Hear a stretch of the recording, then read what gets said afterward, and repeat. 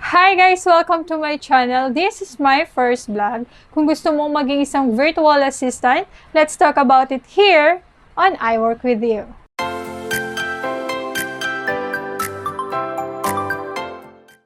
So nowadays, dahil sa pandemic na nararanasan natin ngayon, marami ang nag-choose na mag-work from home.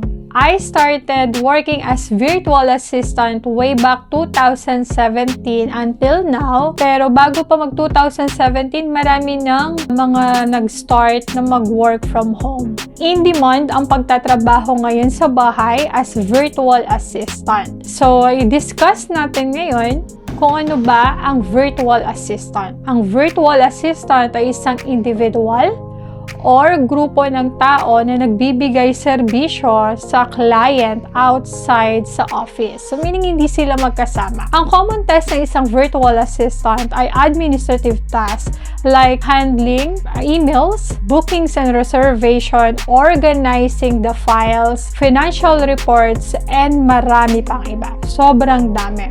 Bakit ba nag-hire ang mga employer ng virtual assistant? Ang first niyan ay of course to reduce the overhead cost. So wala na silang babayaran pang office, electricity, internet, at higit sa lahat sa lower yung rate na ibabayad nila. So virtual assistant, gaya ng sinabi ko, iba't ibang trabaho, but I will be discussing first yung general. Sa virtual assistant, meron tayong tinatawag na part-time jobs, full-time jobs, at freelance job. Pag sinabi natin part-time jobs, ito yung mga trabaho na nagre-require less than 30 hours per week. Ang full-time jobs naman, ito naman yung mga trabaho na nire-require tayo ng more than 40 hours per week. At yung freelance jobs naman, ito naman yung mga trabahong walang nire-required na oras at hindi din ikaw, wala din sinasabi kung kailan ka mag-start, kung kailan ka mag-e-end. So, nandun yung sa tao magde-decide kung kailan niya tatapusin, kailan siya mag-start dun sa project. Meron nagpapasweldo dito ng weekly, bi-weekly, at monthly. So, bi-weekly, every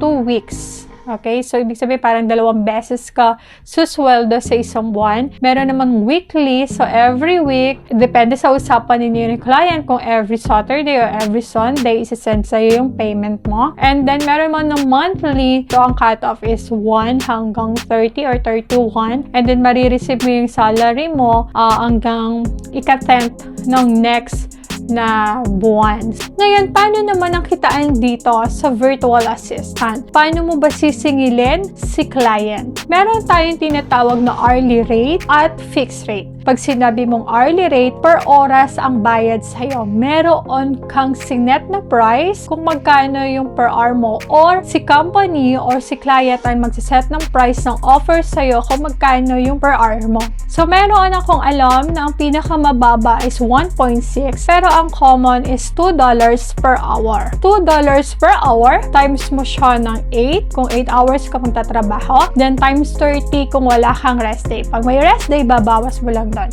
So, kabuuan, yun yung babayaran sa'yo. Pag fixed rate naman, ibig sabihin, merong allotted budget si client para sa project na to. Let's say, example, merong $150 na budget si client to finish yung isang task. So, matapos mo yun, ilang oras man yung nagugol mo, 150 yung bayad sa'yo.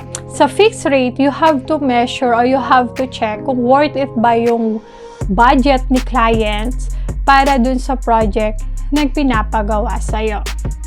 So, ang ginagamit naman na communication dito sa virtual assistant para makapag-communicate ka kay client, so, merong gumagamit ng through email. So, doon kayo mag-uusap. Doon siya magbibigay sa'yo ng instructions.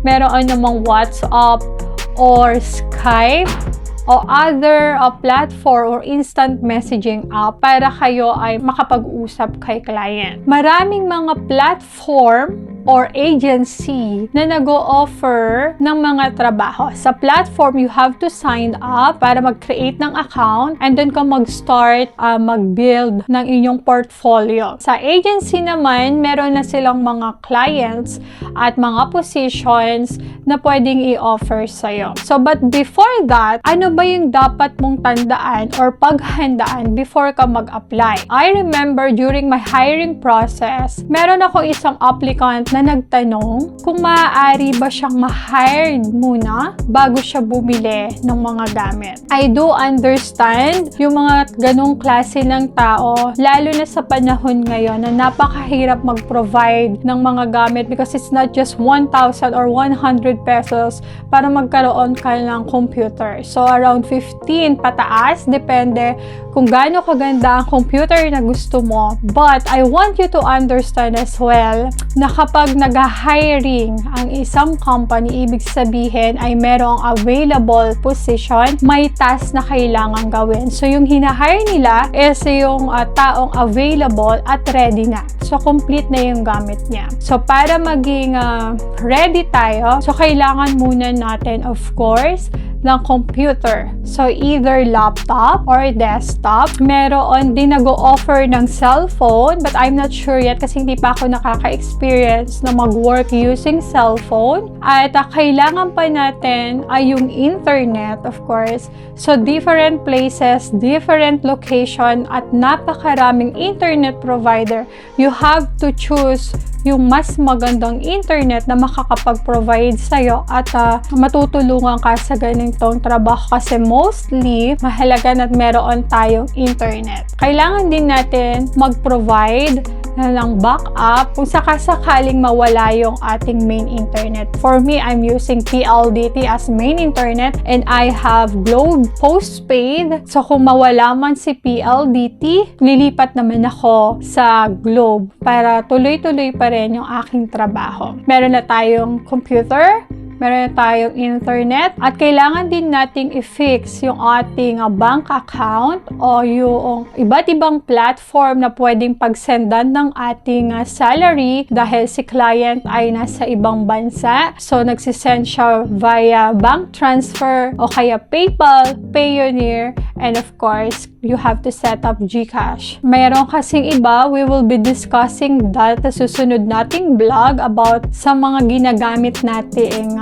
transfer ng pera. At also, you have to prepare your resume kung ikaw ay mag-a-apply ng trabaho. Merong mga company na tumatanggap ng without experience. Meron din namang company na nagre-required ng experience. So, dun sa CV mo o sa resume mo, ilagay mo lahat ng skills mo doon at pwede ka rin namang mag-aral gaya ng sinabi ko kanina ng iba't ibang skills na pwede mong magamit sa pag-a-apply. So, I think when everything is done, meron ka ng computer, internet, bank account, and your CV, I think you are ready to go na mag-apply na sa iba't ibang platform. I am doing this to help yung mga taong gustong pasukin ang pagiging virtual assistant. So, if you have any comment or suggestions o gusto nyong dagdagan pa yung ating information,